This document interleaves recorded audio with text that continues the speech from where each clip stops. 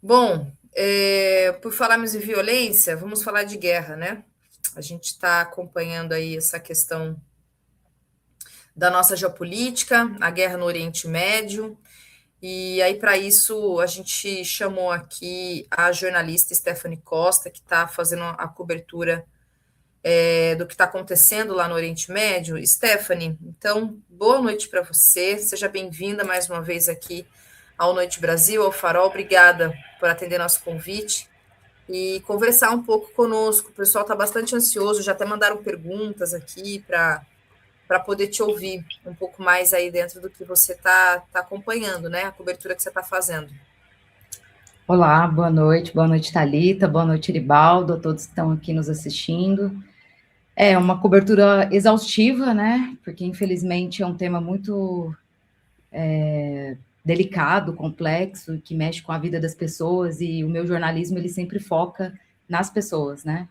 Eu sei que muita gente tem perguntas relativas a questões militares, geopolíticas, e que a gente também vai abordar aqui, mas a questão humana, né? Como a guerra impacta a vida dos trabalhadores, principalmente, é o que tem mais me pegado, assim.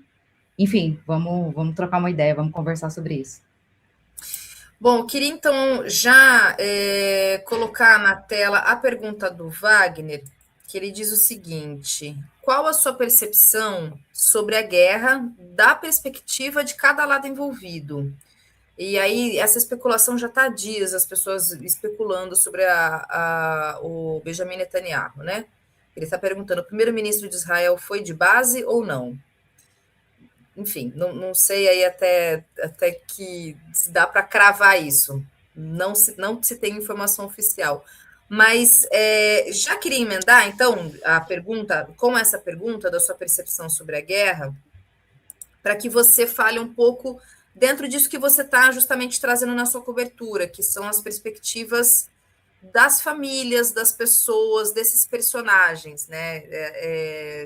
Tem uma reportagem sua, que inclusive você está falando o que me parece, aí inclusive emendando para a pergunta do Wagner, que nesse momento especificamente está sendo o mais atingido pelo Estado de Israel, que é o Líbano. E aí você, inclusive, tem feito essa cobertura mais efetiva, até pelas incursões terrestres do Estado de Israel, né, do Exército de Israel, que você, inclusive, trouxe essa informação de que é o momento de mais violência nesse sentido mais, né, de corpo a corpo mesmo, assim, que as pessoas elas sentem realmente o grau de violência da guerra, que são as incursões terrestres.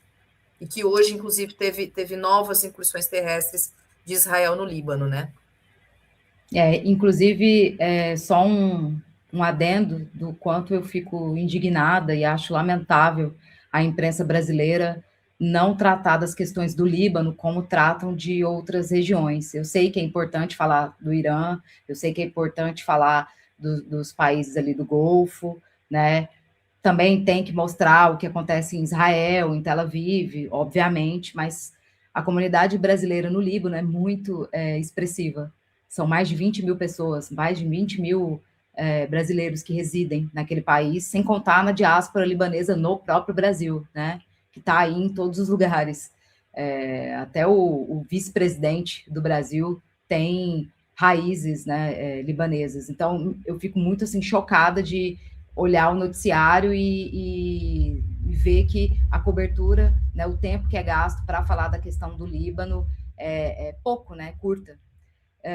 Sobre a questão do Netanyahu, não sabemos, inclusive isso é algo importante de se levar em consideração, que se chama a guerra de narrativas, né, a guerra da informação. E pela primeira vez a gente tem visto isso com muita força em relação à inteligência artificial, né? E isso é algo que, gente, acontece de ambos os lados, né? Como eu disse, tem a questão informacional, né? Eu fiz uma entrevista muito boa lá para o Opera Mundi com o Major-General Agostinho Costa, que é Major-General do Exército Português, e ele elencou as três principais pontas de lança aí da guerra, né? Que, lógico, é a questão militar, a questão econômica e a comunicacional, que é o que a gente está vivendo nesse exato momento. Então, não tem como cravar se ele está vivo ou não. Hoje ele faltou, pela segunda vez a reunião do Ministério da Defesa, algo que nunca acontece. Netanyahu está sempre presente.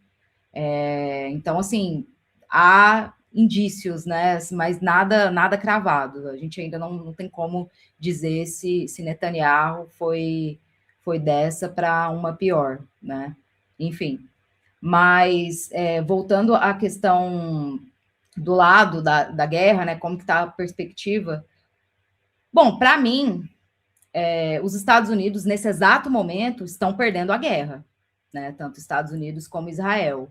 E o fato de, por exemplo, grandes veículos de imprensa, inclusive no Brasil, não mostrarem os ataques que estão acontecendo em Israel, em Tel Aviv, né, o desespero que tomou conta dos israelenses, é sinal de que parece que eles não querem mostrar justamente para não ter essa narrativa, não reforçar a ideia de que sim, os Estados Unidos, neste exato momento, perde a guerra. E por que os Estados Unidos perdem a guerra nesse momento?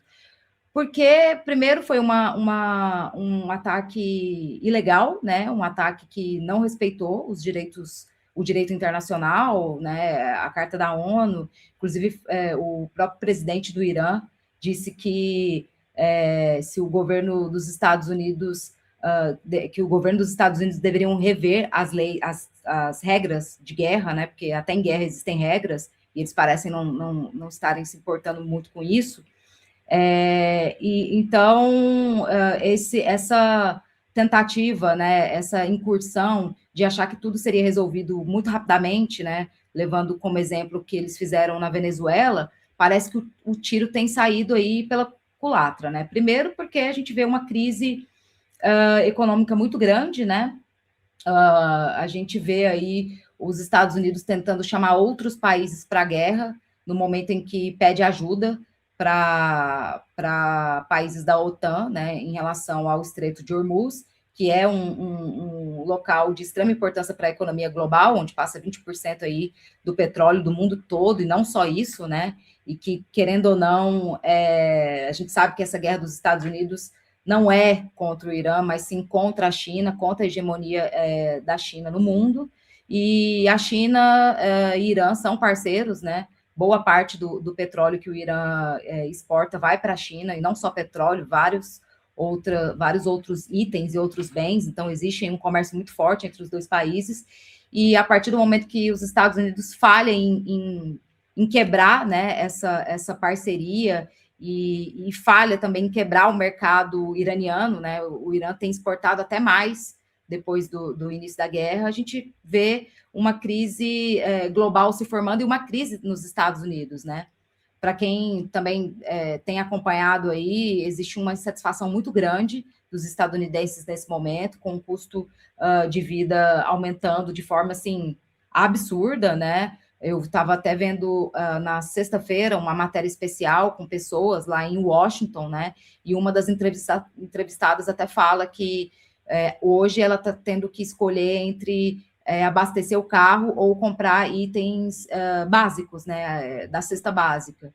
E então existe aí uma satisfação muito grande com a questão interna dos Estados Unidos e que os próprios aliados, né? Próprios republicanos já haviam alertado ao Trump, né, que um ataque ao Irã seria imprudente, né, que a administração Trump deveria se voltar mais para as questões internas, principalmente porque no meio do ano há uma eleição aí, né, a eleição de meio de mandato, e existe aí uma chance de Donald Trump perder a maioria no Congresso, que pode até levar a um impeachment, né, de Trump. E agora, com essa pressão, né, com esse aumento aí da inflação e aumento da taxa de juros, está bem difícil lidar com essa insatisfação das pessoas. Então, existe também uma movimentação interna nos Estados Unidos muito grande que coloca essa pressão, além daquilo que eu disse dos aliados, né?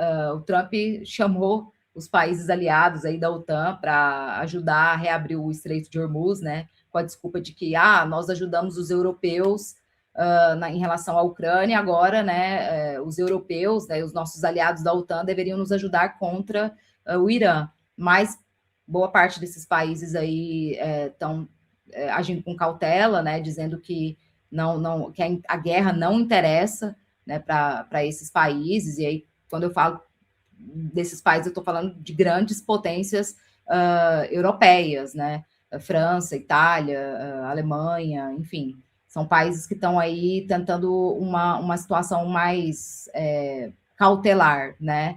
E inclusive, a gente, sobre a questão da crise econômica, a gente tem que lembrar que tem um fator aí também Rússia, né? Hoje o primeiro-ministro belga, né, ele defendeu aí durante uma entrevista que a União Europeia ela deve normalizar as relações com a Rússia por conta da questão do gás, do petróleo, né? Que desde que a gente acho que foi em 2022, né, que houve aí um aumento do barril de petróleo por conta da invasão russa à Ucrânia, e desde então a gente não tinha, né, visto os preços saltarem tanto, né? Agora já está mais de, se não me engano, estava $106 o barril de petróleo.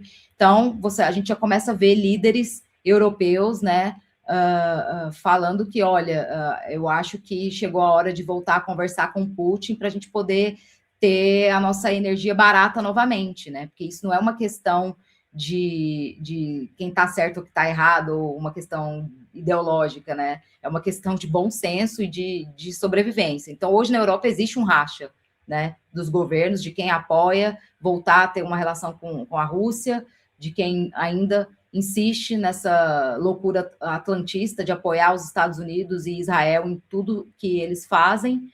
Então, eu acho que nesse momento, os Estados Unidos, politicamente falando, estão perdendo a guerra. O Irã está demonstrando uma capacidade muito incrível de se defender, de atacar, de repor também a sua quantidade de mísseis, né? Algo que, por exemplo, Israel, a gente tem percebido que não consegue repor com a mesma rapidez, né? Sem contar das parcerias aí, acordos militares que existem entre Irã e China, Irã e Rússia, né? Muita gente cobrou falando, cadê a China, cadê a Rússia? Mas a gente sabe, os especialistas, né, em questões militares falam da ajuda chinesa em relação ao sistema de satélite, né, que a China praticamente ofereceu, né, ao Irã, para que o Irã pudesse ali localizar as principais bases militares dos Estados Unidos no Oriente Médio. A gente sabe também aí do acordo de drones, né, que são produzidos com baixo custo em larga quantidade entre Rússia e Irã. Então, assim, para quem achou que esse ataque dos Estados Unidos contra o Irã seria algo assim muito cirúrgico e rápido, e que eles poderiam se retirar rapidamente desse conflito, acho que o pessoal aí errou, né? Claro, não estou dizendo que o Irã está vencendo a guerra, também não estou dizendo isso, mas nesse momento, se a gente fosse fazer uma avaliação, né, quem mais perde, né, nesse conflito por agora são os Estados Unidos e também Israel, que tem visto aí a sua economia também ser trucidada, né? E aquela doma que existia, né? Aquele de que Israel conseguia se proteger, né? De que estava todo mundo ali em segurança. A gente está vendo que não é bem assim. A vida dos israelenses estão assim, está muito complicada, né? Eu vi hoje uma reportagem na Al Jazeera onde eles reclamam que sequer podem sair dos abrigos, né? Isso porque eles têm abrigos. Aí eu me lembro de Gaza, né? Que ninguém tinha abrigo ali e as pessoas, crianças, foram mortas, né? Mais de 80 mil mortos. E isso é algo que a mídia hegemônica não mostra, justamente por aquilo que eu falei no início, né? De não reforçar a narrativa de que os Estados Unidos estão sendo duramente atacados e estão perdendo a guerra junto com Israel. Olá, Stephanie. Um dos pontos que tu falando sobre narrativas, e uma coisa que eu tenho notado é que há uma difusão de narrativas assim impressionante na mídia. Assim. Eu acho que eu não sou uma pessoa do mundo geopolítico, militar, nada, mas assim, eu não lembro de ter de memória um conflito militar com tantas versões contraditórias sobre o mesmo conflito, né? E muitas vezes pelos próprios líderes políticos dos países, como por exemplo Donald Trump, que toda hora fala uma coisa e não necessariamente condiz com a realidade, né? Como, por exemplo, a teoria da conspiração favorita do momento da morte de Netanyahu, né? Que também aparece vez ou outra.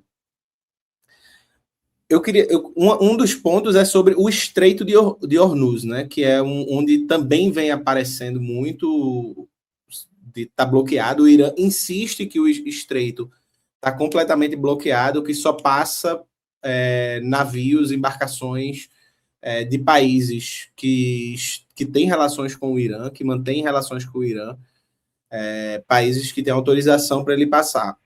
Os Estados expulsem, Unidos, né? Ou que expulsem os diplomatas. Ou que expulsem os diplomatas, isso. Na verdade, não está fechado, só está restrito, né? Quem acatar essa sugestão não vai ter problema nenhum. E quem comercializar em yuan também, né? Que foi uma das imposições, das exigências, né? Comercializar o petróleo em yuan. Mas desculpa eu ter te só que não era só para concluir aí que o Trump, por outro lado, falou que pediu ajuda, né? Falou que viessem com ele, que ele ia abrir passagem no Estreito de Hormuz e que ele abrindo passagem as coisas iam acontecer. E depois ele apareceu já reclamando que não foram com ele, que o pessoal abriu mão e que ficou por isso mesmo. Afinal de contas, qual a situação do Estreito de Hormuz? Como o Irã tem usado do Estreito para poder impactar economicamente os países ligados aos Estados Unidos, né? Israel, os Estados Unidos e os países da Europa. E se você acha que isso tem perspectiva de se aprofundar ainda mais, né? Com certeza. Inclusive, o Irã disse que, caso os Estados Unidos e Israel atacassem, que o conflito não seria ali pontual, seria um conflito regional que teria consequências para o mundo todo. E é isso que a gente está vendo, né? O Estreito de Hormuz, ele abastece aí não só aquela região, mas as principais potências econômicas, a China, o próprio Estados Unidos, enfim, né? E uma das coisas que tem chamado bastante atenção é a estratégia do Irã de mostrar para os países do Golfo, né, principalmente aí os países árabes, né, lembrando que o Irã não é árabe, o Irã é persa, mas mostrar para esses aliados, principalmente do Islã, né, de orientação islâmica, que ser amigo dos Estados Unidos não é muito bom, né, porque os Estados Unidos mantêm suas bases militares nessa região, mas na hora do pega para capar, na hora do vamos ver, os Estados Unidos simplesmente se retiraram, né? Falaram aí, olha, deem conta do recado, né? E aí, quando eu digo, eu tô falando de Catar, né? Tô falando dos Emirados Árabes, do Kuwait, enfim, aquela região que tem ali bases militares dos Estados Unidos que estão sendo atacadas, né? Segundo o Irã, por uma questão de legítima defesa, né? Porque quem começou o ataque ilegal não foi o Irã, foi os Estados Unidos junto com Israel. E o que o Irã está fazendo é simplesmente responder. Tanto que eles já falaram que caso haja aí um cessar, né, caso esses países parem de agredir o Irã e também, né, expulsem os embaixadores e se alinhem ali, né, com o Irã, a vida para eles voltará a ser facilitada, inclusive uma trégua de ataques, né? Os ataques seriam cessados. Mas isso que você está falando das narrativas, né, e da guerra de informação, isso é muito importante a gente dizer, porque eu volto a pedir aqui para todas as pessoas que estão nos assistindo, para que elas valorizem o jornalismo, né? Eu acho que a gente nunca precisou tanto do jornalismo como agora, no mundo de muitos influencers, por exemplo, que eu não tenho nada contra o trabalho de influencer. Acho até que muitos fazem aí um papel muito importante, que tem que ser elogiado, mas algumas coisas, né, nós jornalistas, nós temos que seguir regras, e que bom que a gente tem que seguir regra. E quando eu falo de regra, é regra de checagem, né, ir atrás da informação, fazer a apuração, não passar qualquer coisa para frente, né, porque a desinformação também mata pessoas, Ainda mais numa guerra. Quando você está desinformado, você está colocando a sua própria vida em risco e a vida das outras pessoas também. Então, nesse momento, o jornalismo ele é essencial. E a gente viu o que aconteceu na Palestina, né? A quantidade de jornalistas que foram assassinados por Israel, e isso se repete no Líbano, tá bom? Israel não tem nenhum escrúpulo, Israel tem atacado cidades inteiras, bairros, vilas, hospitais e jornalistas também. Então, é muito importante dizer isso nesse momento. Valorizem o trabalho do jornalismo, valorizem a imprensa e tentem ler e buscar informações dos dois lados, né? Eu acho que a gente tem que ter uma visão macro da situação, até para que a gente possa tirar as nossas próprias conclusões, né? Não ficar aí presa às opiniões e análises de terceiros. Tem muito analista aí também que aparece do nada, né? E, assim, do dia para a noite é especialista em Oriente Médio, né? Enfim, sem nunca ter escrito um artigo ou feito uma pesquisa sobre o assunto. Então, você tinha me perguntado sobre a questão do estreito, né? Eu acho que é isso, Eribaldo. A estratégia do Irã é fazer uma pressão econômica global para fazer os Estados Unidos recuarem. E os Estados Unidos, de contrapartida, está tentando levar outros países para o conflito, né? E esses países já sinalizaram que não. Até mesmo Portugal, que teve um papel vergonhoso aí no início do conflito, né? De permitir que os Estados Unidos usassem as bases da Lajes, né? Para fazer abastecimento de aeronaves, enquanto a Espanha negou, né? A Espanha disse que não se envolveria de forma alguma nesse conflito.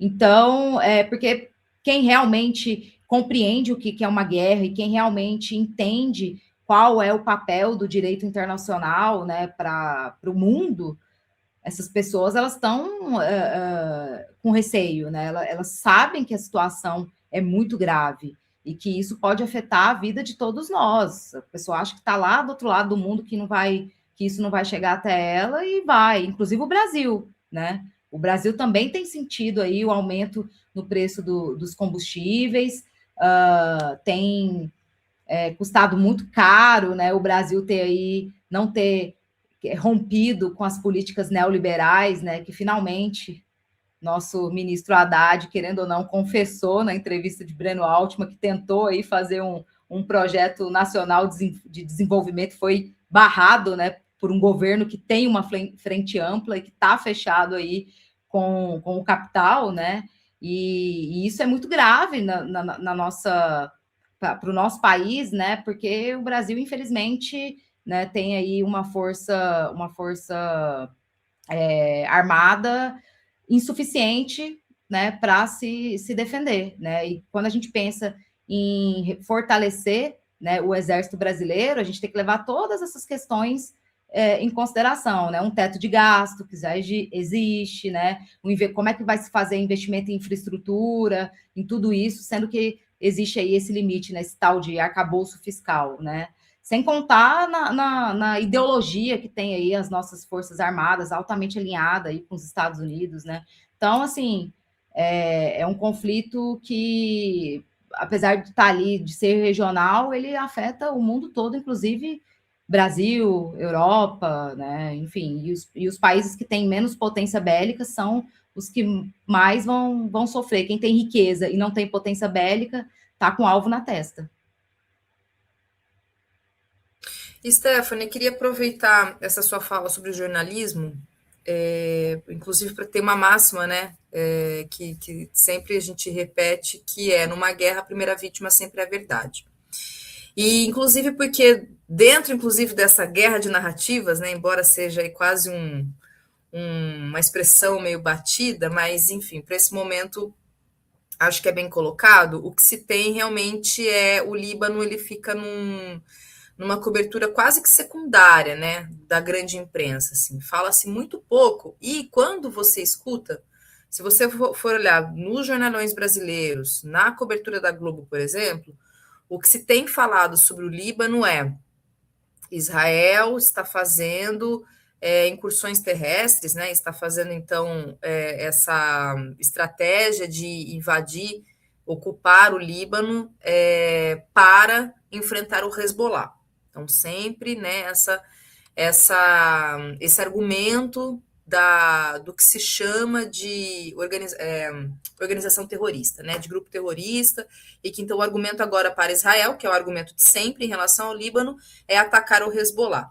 Mas aí, na sua cobertura, e aí que eu gostaria muito que você pudesse trazer com mais detalhes, você está justamente trazendo relatos de brasileiros, até mesmo de libaneses, de sobreviventes desses ataques de Israel, e que, inclusive, você já apresenta, acho que nas últimas reportagens que você fez lá eu não lembro se foi para o Opera Mundi ou para a revista Jacobin, que você já fala de 800 mil refugiados dentro do próprio país, quer dizer, dentro do Líbano, e que Israel está ali meio que promovendo uma nova Gaza no sul do Líbano. Então, fala um pouco mais do que você está acompanhando nesse sentido em relação ao Líbano. Como a gente estava conversando no comecinho, me parece que nesse momento o Líbano tem sido realmente o mais atacado mesmo, em termos de número de mortos, de refugiados, do nível de violência que Israel tem feito nesse momento na região. Essa reportagem que você está falando é a reportagem que eu publiquei na Jacobin, foi da guerra passada, quando eu estive, e era uma opinião unânime, né, entre todos, de que se não fosse o Hezbollah, inclusive, Israel já teria invadido o Líbano e tomado tudo, né, porque o projeto de expansão de Israel também inclui o Líbano, né, e transformar o Líbano numa nova Gaza é o projeto, é o objetivo, começando ali pelo sul, que é a região que faz fronteira com Israel, ou para alguns, né, Palestina ocupada, né, foi uma região que eu estive e que agora está sendo duramente castigada novamente, né, porque foram aí, quando que entrou em vigor o cessar-fogo? Foi em novembro de 2024, então foram 15 meses de ataques, né, em que Israel não respeitava o cessar-fogo. E quando a mídia hegemônica traz a narrativa de que é o Hezbollah ou que são os libaneses que atacam Israel, a gente já sabe que não, que a resposta do Hezbollah está vindo apenas com 15 meses de atraso, porque Israel nunca cessou, nunca parou de agredir o povo libanês, né? Então, eu fiz uma reportagem na semana passada no Jornal Expresso, que é um dos maiores jornais aqui de Portugal, que eu entrevistei brasileiros e portugueses também, que fugiram, né, do sul do Líbano, a partir aí do dia 2 de março, e são histórias, assim, de partir o coração. Tem a história da Cláudia, que eu a conheci quando fui para Tiro, que é a quinta maior cidade do Líbano, e ela fica ali na região sul. Nesse momento está completamente devastada, né? Israel bombardeou muitos pontos ali da cidade, inclusive pontos históricos, né? Regiões que são tombadas, né, como patrimônio da humanidade, não só do povo libanês, mas do mundo.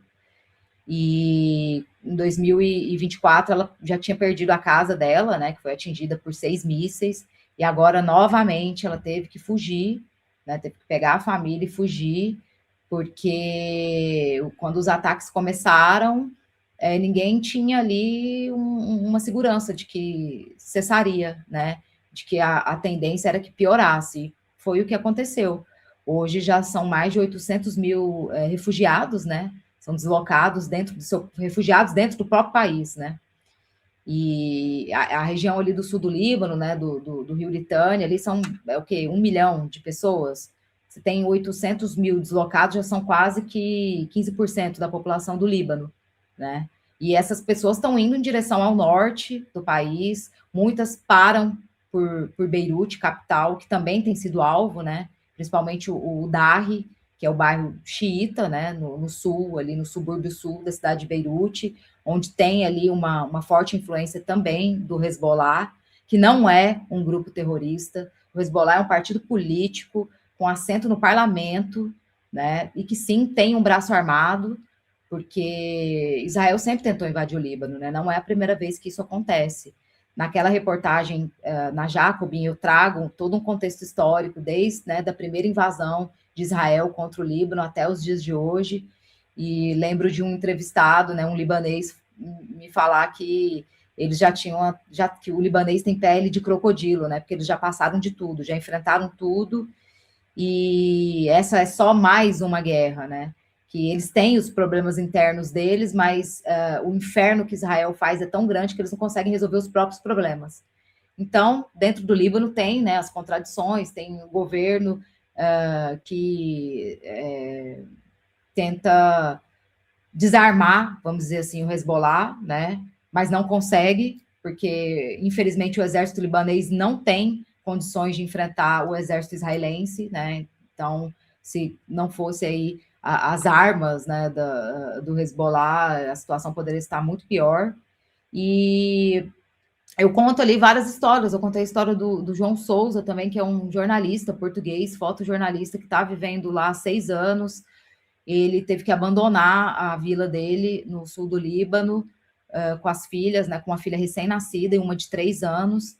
Inclusive, a filha recém-nascida dele até hoje não teve a emissão dos passaportes, né? Então, caso ele queira deixar o Líbano, ele não consegue, porque a embaixada portuguesa não remitiu o documento a tempo, sendo que Portugal nem tem representação no Líbano, né? A embaixada de Portugal fica no Chipre.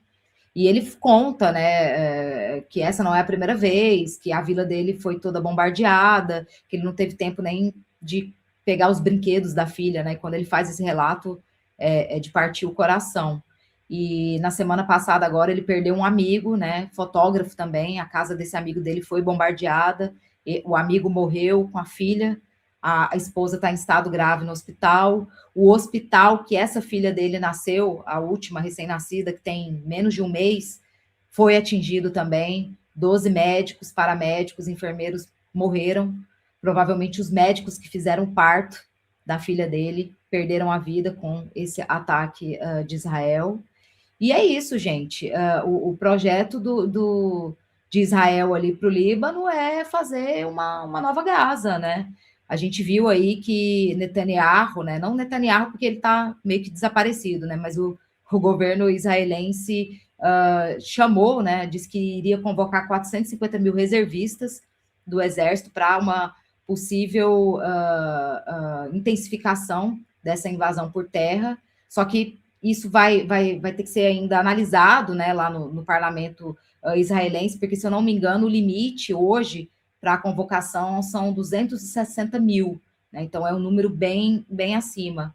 E o saldo, assim, em relação ao Líbano é uma verdadeira catástrofe, né, são mais de 800 mortos, são mais de 100 crianças, né, assassinadas pelo Estado de Israel. Como eu disse, 800 mil deslocados, mais ou menos 15% da população, e, né, o objetivo israelense e sionista é expandir a zona de tampão ali, que estava sendo controlada pela ONU, né, pelos capacetes azuis, que também foram atacados, e o mais curioso é que a ONU só soltou um comunicado pedindo para que a guerra parasse imediatamente quando os capacetes azuis foram atacados por Israel. Mas quando a escola lá no Irã foi atacada e mais de 160 meninas, crianças, foram assassinadas, né, eles ficaram em dúvida se era ou não um crime de guerra, né, que era preciso investigar para ter certeza. Então, infelizmente, essa guerra é algo assim terrível. Guerra é a política por outros meios, né, a economia por outros meios, e quem perde somos nós, classe trabalhadora.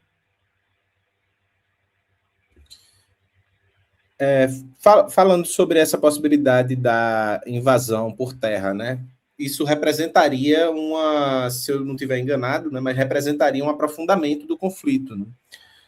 E uma extensão do conflito também, né? Afinal de contas, os Estados Unidos e Israel dizem que o conflito já está praticamente resolvido, que as coisas estão encaminhadas, porém nada indica isso, pelo contrário, né? Na verdade, indica que pode haver um aprofundamento com uma incursão territorial.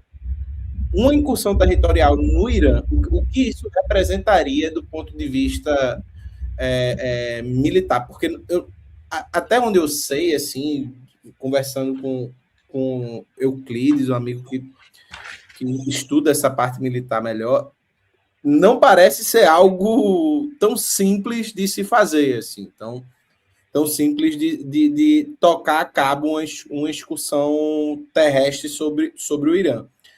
E, por outro lado, um outro ponto que até o pessoal falou aqui no chat, que é, diante dessa escalada militar no Oriente Médio, os Estados Unidos ainda mantém um discurso muito bélico para com a América Latina.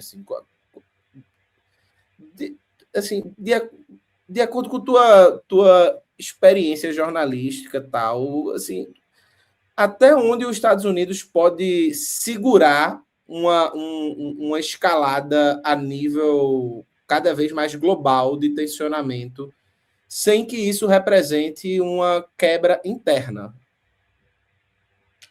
Bom, inclusive mandar um abraço para o Euclides, ele realmente eu recomendo, assistam as análises, que ele manja muito do assunto, e eu concordo com ele, uma invasão terrestre no Irã seria absolutamente catastrófico para os Estados Unidos. Primeiro que a gente tem que levar em consideração a dimensão do Irã, né? O Irã é um país gigante, né? Um território muito extenso, né? A geografia do país também dificulta, e o Irã, ele tem uma capacidade, ele tem um exército com 1 milhão de soldados.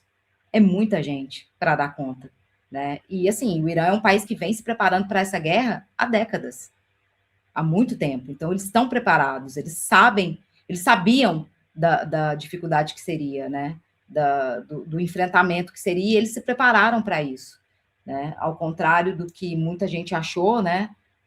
O Irã não seria, não vai se entregar como, por exemplo, né, o que a gente viu que aconteceu, infelizmente, na Venezuela, que não tem o mesmo poderio bélico, que não tem a mesma estratégia, e até a questão geográfica mesmo, né? Onde está o Irã e onde está a Venezuela, e a questão econômica, né? A Venezuela fornecia, eu acho que cerca de 4% de petróleo para a China, se eu não me engano, completamente diferente do que que o Irã fornece, né? Que é uma quantia muito mais elevada, né? Que realmente faz uma diferença aí para a economia chinesa.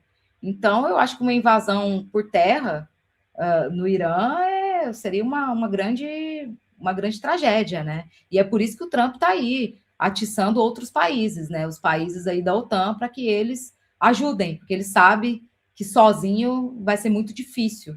Inclusive, tem algumas reportagens, né? Se eu não me engano, acho que foi o Washington Post que escreveu a respeito das munições, né?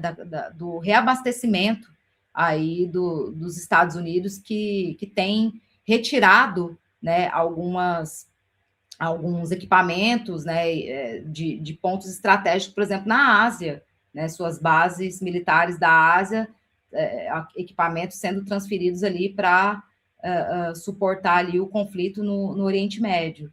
E isso mostra, né, uma certa falta de planejamento e de estratégica, né? Não adianta nada você ter aí ser a maior potência bélica do mundo se você não sabe usar a sua estratégia, né? Então, isso é uma forma também de mostrar que, às vezes, nem sempre a quantidade de armas que você tem vai garantir que você vença uma guerra. E, então, em relação ao Brasil, à América Latina, com certeza, na hora que o Trump perceber, né, que as intenções ali de vencer a guerra no Oriente Médio contra o Irã podem realmente falhar, né, e pode gerar uma crise muito forte no governo dele e na política interna dos Estados Unidos, ele vai voltar a mirar o alvo para a América Latina, né, para o quintal, como eles chamam, né. O que aconteceu ali com a Venezuela foi só uma amostra do que eles podem fazer e do que eles são capazes, né. A gente viu aí na semana passada Donald Trump reunindo, né, fazendo aí uma cúpula, né, de países que estão praticamente fazendo uma recolonização voluntária, né, Argentina, Chile, Paraguai, Equador. Então, se o Brasil, por exemplo, tivesse hoje um governo de extrema-direita, com certeza a gente estaria aí nesse bolo, preparado para entregar o nosso mercado interno, os nossos territórios, a nossa riqueza, assim, e abaixar a cabeça para que o Washington quiser, né? Então, assim, a nossa situação ela é muito complicada, a gente está também num ano eleitoral, e eu tenho a certeza absoluta que os Estados Unidos vão tentar desestabilizar e interferir nas eleições brasileiras.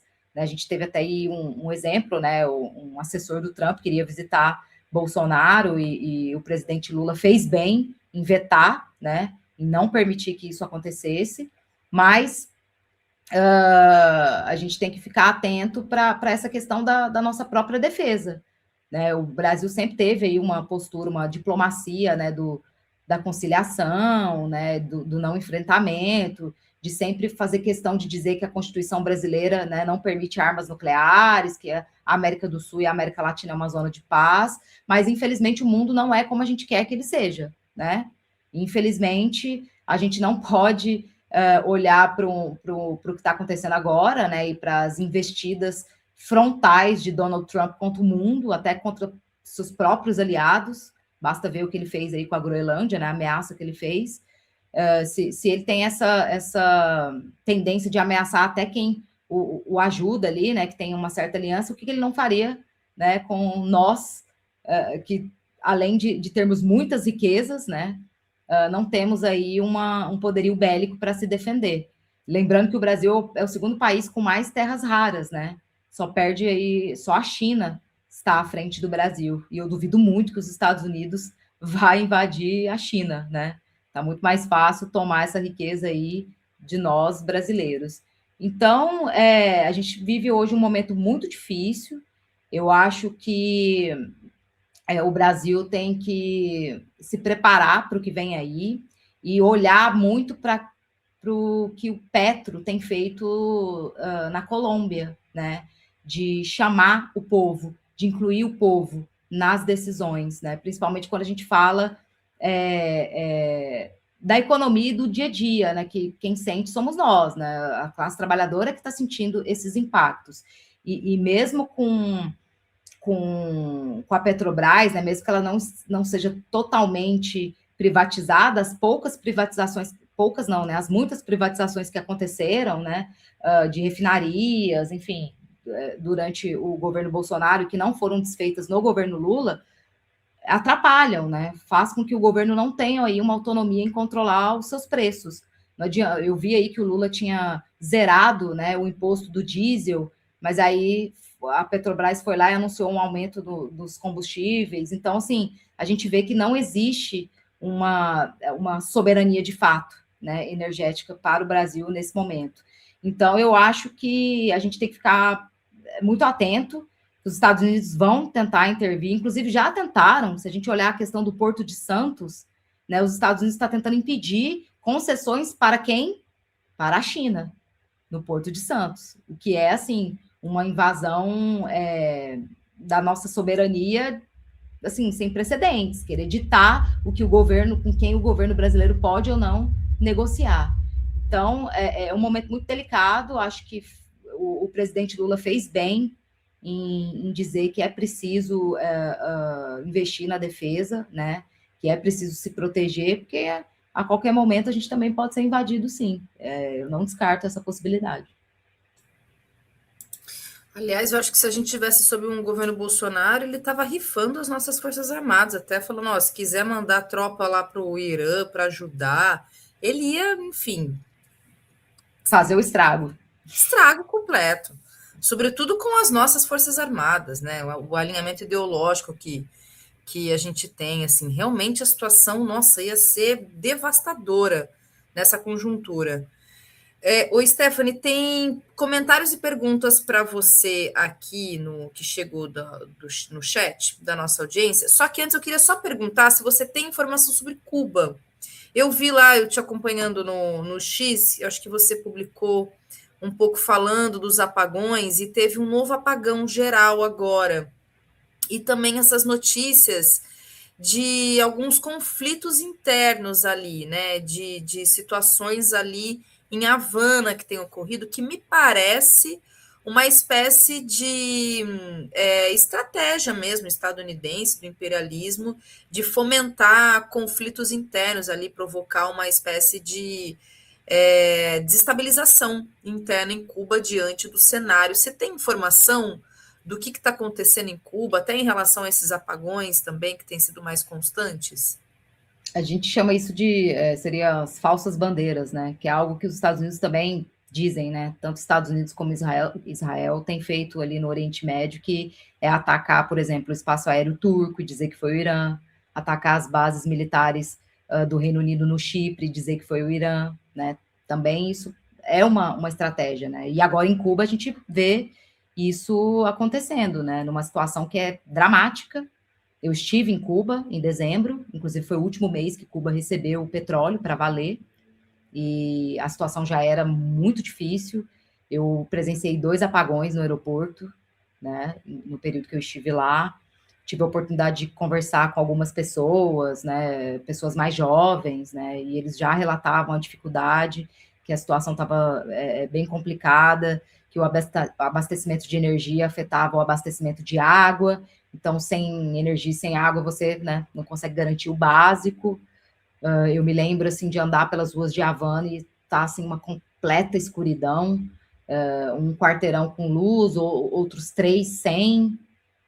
Para vocês terem uma noção, quando cheguei ali na Praça da Revolução, mal dava para ver o monumento, os monumentos e aquela região ali, porque estava tudo muito escuro, né? Um poste, acho que 1 ou 2 postes só funcionando. E a estratégia dos Estados Unidos em relação a Cuba é essa, né? O estrangulamento, que já dura aí não sei quantas décadas, né? Mas o povo cubano é um povo forte, povo resiliente, né? E que os Estados Unidos, para derrubar a Revolução Cubana e para fazer com que esse povo se dobre, vamos dizer assim, é só na base da desestabilização, né? De colocar aí agentes para causar aí certo caos, pânico, né? Eu vi na semana passada que atacaram, né, o Partido Comunista Cubano, e inclusive o Dias-Canel disse que as investigações já estavam em curso para tentar perceber o que havia ocorrido ali, porque foram ataques muito intensos, né, de muita violência, com muita destruição, e que a principal suspeita aí é essa que você disse, de desestabilizar, né, de tentar criar o caos ali por dentro, levando em consideração a situação que né, é algo, assim, lamentável. Hoje eles decretaram um apagão total, e quando eu vi a notícia eu fiquei pensando nas pessoas, por exemplo, que estão no hospital, né, usando um respirador, né, precisando de um leito de UTI, crianças que estão em incubadoras, por exemplo, né, recém-nascidos. Fiquei pensando na situação dessas pessoas nesse momento, né?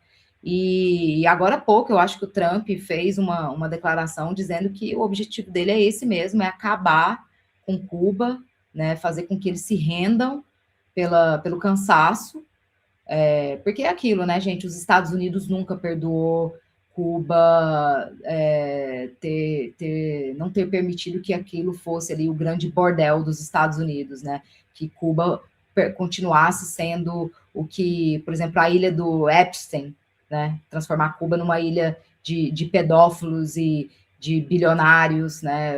Como se aquilo ali realmente fosse um local para isso, né? Então eu acho que os Estados Unidos nunca perdoaram Cuba, nunca perdoaram o povo cubano, e eu acho que o momento agora é de ajuda humanitária e de apoio, né, gente? O que Cuba precisa é petróleo.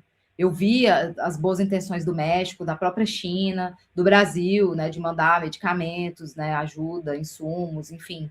Mas o que Cuba precisa é de petróleo. E para que o petróleo chegue até Cuba, alguém vai ter que peitar. Alguém vai ter que falar, olha, nós vamos mandar petróleo para Cuba e vamos em frente, porque enquanto houver aí a ameaça dos Estados Unidos, o embargo, né, dos Estados Unidos, eu não vejo outra solução a não ser bater de frente, porque a sobrevivência dos cubanos dependia da Venezuela, né, que estava ali de forma solidária cedendo petróleo, né, ajudando os cubanos a manter o mínimo de dignidade diante de mais de 6 décadas de embargo criminoso, né, que os Estados Unidos impõem a Cuba. E aí, no momento em que Nicolás Maduro é sequestrado, né, e os Estados Unidos ocupam a Venezuela, o estrangulamento de Cuba foi imediato. Então, assim, Cuba precisa de petróleo. O que vai resolver a questão em Cuba é enviar petróleo para a ilha, para que eles possam, né, restabelecer aí a sua energia e tentar buscar um mínimo de normalidade. A gente tem que seguir aí os próximos capítulos, né? Mas, assim, a situação em Cuba é muito grave. É uma situação, assim, de partir o coração e que me machuca muito, porque é a América Latina, né? É o nosso povo. Bom, vamos lá, olha só, tem os comentários aqui, as perguntas. Só dizer para vocês, gente, que eu deixei o link das reportagens da Stephanie, tá? Lá do Ópera, falando sobre a guerra, né? Israel e Estados Unidos não estão preparados para o conflito, da entrevista que ela fez, e também sobre a questão do Líbano.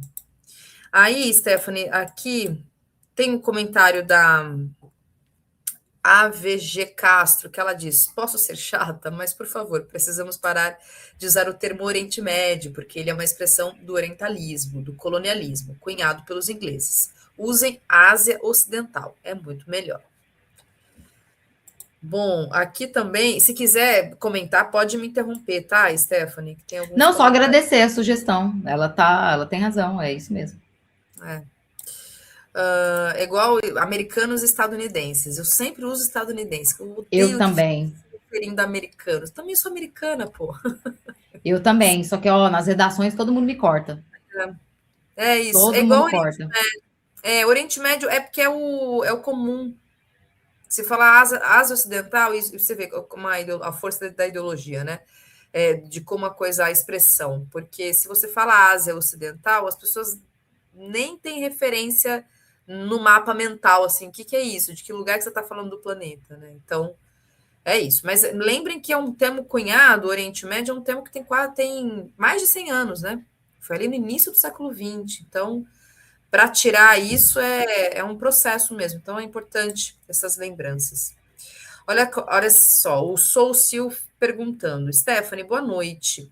A questão do petrodólar vai acabar? Melhor, tende a acabar? Os Estados Unidos vai morrer pelo dólar mesmo? A partir do momento que o Irã diz que abre o Estreito de Hormuz para quem comercializar petróleo em yuan, que é a moeda chinesa, é um ataque direto à hegemonia do dólar, né? E se a gente olhar aí, boa parte dos países que estão envolvidos nesse conflito agora são países do BRICS, né? São os países ali que têm tentado, de certa forma, fortalecer a economia do outro, né? Porque eu não posso dizer que o BRICS é um bloco econômico, que nem isso é, mas é um apanhado ali de países que tentam superar, né, essa hegemonia, porque eles viram que é possível deixar de fazer o comércio global em dólar, né? Onde é que está escrito que é o dólar que deve imperar, né? Isso acontece por conta do imperialismo, né? Da imposição dos Estados Unidos através da força, que também dita a economia. Mas esse é um bom exemplo, né? Do que o Irã impôs aí, da comercialização fora do dólar. E uma condição básica aí para que o estreito possa funcionar, né? Então, é uma outra pressão em cima de Donald Trump, com certeza.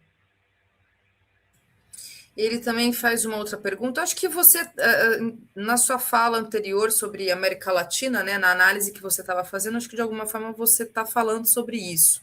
Mas vamos lá, ele diz o seguinte: outra dúvida, Stephanie. E esse cerco à América Latina via capachos? Podemos esperar uma invasão pós-eleições? Pensando lá em 2027, de repente, né? Tudo é provável, né? A gente vê aí um império em decadência. E até um império cair, né? A história mostra isso, ele faz muito estrago. Então, a partir do momento que os Estados Unidos perdem aí a guerra e perdem a corrida pela hegemonia global em relação à China, eles podem apostar em tudo, inclusive invadir um território extremamente rico, né, extremamente valioso como o Brasil. Eu não descarto. Acho que, a princípio, a gente tem que se preocupar mais com uma desestabilização das eleições, né? Uma desestabilização mais, vamos dizer assim, política e administrativa. Mas eu não descarto uma possível futura invasão, não. Não só do Brasil, né? De outros países também. A considerar essa tentativa, por exemplo, de querer enquadrar Comando Vermelho e PCC como organização terrorista. Isso é o sinal verde. É o pretexto, né? É a deixa. É o pretexto que eles precisam. Eu acho que a gente falou isso, Thalita, acho que no ano passado, quando eu vim aqui, a gente fez uma live, eu lembro de eu ter falado, olha, eles estão loucos para dizer que o PCC e o Comando Vermelho são grupos terroristas, né, narcoterroristas, para ter a mesma justificativa que eles fizeram com a Venezuela, né, contra a Venezuela, tentaram fazer contra a Colômbia também, né, apesar da Colômbia ter, sim, né, a diferença em relação à Venezuela, a Colômbia é, sim, uma rota de tráfico e tudo, mas o Petro não abaixou a cabeça, não. E agora teve eleição, né? Teve eleições internas na Colômbia, que o partido do Petro teve aí uma votação expressiva, e agora vai ter a eleição presidencial também, né? Então, assim, a gente está vivendo momentos decisivos na América do Sul, na América Latina. Logo em seguida vem a eleição brasileira também, então a gente tem que se preparar, tá bem preparado para o que vem aí. A Cecília Manso dizendo o seguinte: dói demais em mim ver Beirute sob bombas. No meu bairro tem uma grande colônia libanesa, colegas do colégio, libaneses no meu prédio. Vou à missa na paróquia de Nossa Senhora do Líbano. Se eu não me engano, a comunidade libanesa é gigantesca no Brasil. Eu não sei se é a maior, tem algum número que me falhe aqui a memória, se alguém puder lembrar, mas eu sei que a comunidade libanesa é gigantesca no Brasil. Em São Paulo, muito em particular, é muito, muito grande mesmo. E meu professor ele é da área de contemporânea, né, aqui da UFRJ, ele me deu a disciplina de Oriente, inclusive, História do Oriente Contemporâneo. Ele é de família libanesa. Eu acho que ele é nascido, inclusive, em Beirute, se eu não estou enganada. Ele é de São Paulo, mora aqui no Rio também, porque ele dá aula aqui no UFRJ, mas ele, enfim, ele fala sempre do Líbano, né, lugares no Líbano. É muito forte a comunidade libanesa no Brasil.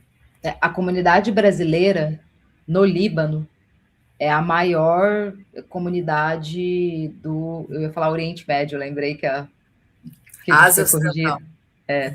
É a maior, a gente tem mais de 20 mil brasileiros no Líbano, tanto que na guerra de 2024, né, o governo Lula fez toda aquela operação, Raízes Cedros, tirou mais de 2 mil brasileiros do Líbano, né, mandou os aviões da Força Aérea para fazer o resgate. Nesse momento, a gente ainda não tem nenhum sinal de que isso vá acontecer novamente, né? Tanto da parte do governo brasileiro, como da parte também do governo português, que eu também tive que consultar, né, o governo português por conta da situação dos cidadãos que estão lá, né? Porque o governo português é extremamente alinhado a Israel, né? E para tirar os portugueses de Israel, né, dos Emirados Árabes, do Catar, enfim, ali dos países do Golfo, foi bem rápido, né? Mas o contato com os portugueses que vivem no Líbano, praticamente zero, nenhum tipo de apoio, nenhuma ajuda. Então, é uma situação muito complicada. E em relação ao Brasil, a atenção é muito maior, né? O Itamaraty está muito atento. A embaixada do Brasil no Líbano, né? Tanto a embaixada como o consulado, eles estão ali a postos para, né, caso haja aí uma nova operação para retirar esses brasileiros. Mas tem muita gente, a gente escuta assim, né, nas ruas, principalmente em Beirute, né? Porque eu converso com muita gente todo dia que está lá. Tem muita gente também entre os brasileiros que falam, mas se vocês foram repatriados e voltaram, né? Será que valeria a pena ter todo esse esforço, gastar tudo isso para retirarem vocês daqui e depois essas pessoas regressarem? que é um pensamento assim absurdo, porque, né, as pessoas elas não saíram do Líbano, elas não abandonaram a casa delas porque elas falaram, eu vou ali passar umas férias no Brasil e volto. Não, elas foram obrigadas. As casas dessas pessoas foram bombardeadas. Elas não foram para o Brasil passar férias, né? E muitas pessoas não conseguiram se adaptar e regressaram porque elas têm uma vida no Líbano, né? Tem uma vida construída. Muitas pessoas têm negócios, emprego, trabalho, estudo, filhos, né? Não é simplesmente eu vou sair daqui, voltar para o Brasil e vou me reerguer, né? Me restabelecer. Eu acredito que algumas pessoas isso pode ter acontecido, mas outras não. Então, muita gente voltou mesmo. Passou aí, depois que veio o cessar-fogo, né? 2, 3 meses depois, muita gente voltou. Inclusive a Cláudia, que é essa fonte que eu fiz, né, da entrevista para o Jornal Expresso, que eu já tinha feito entrevistas com ela para o Opera Mundi em 2024, e agora eu voltei a fazer outra entrevista porque ela fugiu de novo. Ela teve que abandonar a casa dela com a família. Inclusive, o condomínio dela foi bombardeado, o prédio, né, o prédio dela não foi atingido, mas as vidraças e a infraestrutura desse apartamento dela foi, né, foi danificado. Então, ela já tinha perdido uma casa em 2024 e agora o condomínio que ela tem, né, que ela estava vivendo, alugando, não sei, enfim, foi também alvejado por Israel. Então, é uma situação muito, muito delicada, mas se eu puder aqui medir, né, eu tenho visto uma preocupação muito maior em relação ao governo brasileiro, ao Itamaraty, do que o governo português em relação aos cidadãos que estão no Líbano agora. Bom, e aí, Stephanie, um último comentário aqui da AVG Castro mesmo, ela dizendo, muita gente confunde os persas com árabes por conta do alfabeto, mas o persa é um idioma de origem indo-europeia, com um alfabeto derivado do árabe. Muito bem. Realmente, tem muita confusão.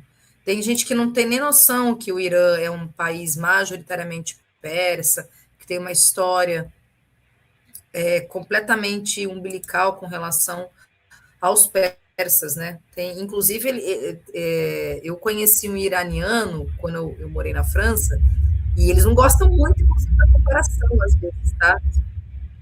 Deveras ofendidos, assim, em algum aspecto. Não gosto que fique muito confundindo, não. Acho que nem por ofensa, mas é mais nesse sentido de que é um bloco só, né? É como esses preconceitos mesmo que se tem, né? Por exemplo, a gente não é boliviano, a gente não é argentino, a gente não é mexicano, a gente é América Latina. O chinês não é japonês, o japonês não é coreano.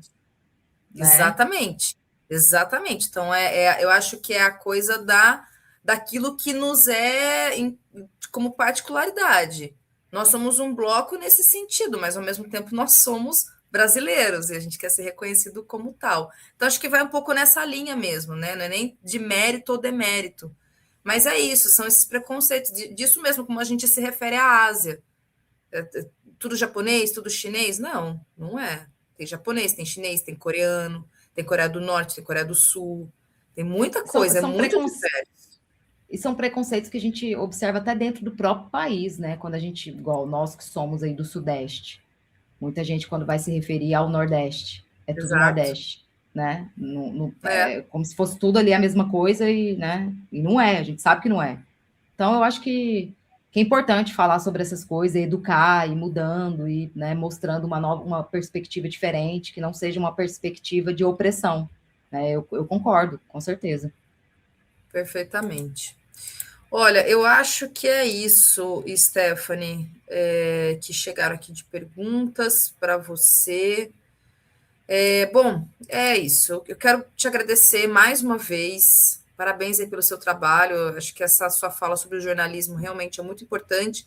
Sobretudo o jornalismo que está fora, o contra-hegemônico, né? Porque o jornalismo esse comercial, esse que representa muitas vezes a narrativa sionista, a narrativa estadunidense, muitas vezes é um desserviço, né? Ficar reproduzindo as violências que a gente tanto combate. Então, parabéns. E é isso, obrigada por vir aqui conversar com a gente. Imagina, eu que agradeço o convite. Precisando, estamos aqui a gente falar do Líbano, né? Falar das pessoas, dos seres humanos e de todo mundo que sofre aí com essa guerra, né? Que são as pessoas, classe trabalhadora. Mas é isso, obrigada, boa noite aí para vocês e a luta continua, a gente segue. Boa noite, valeu. Tchau, tchau, Stephanie. Até a próxima.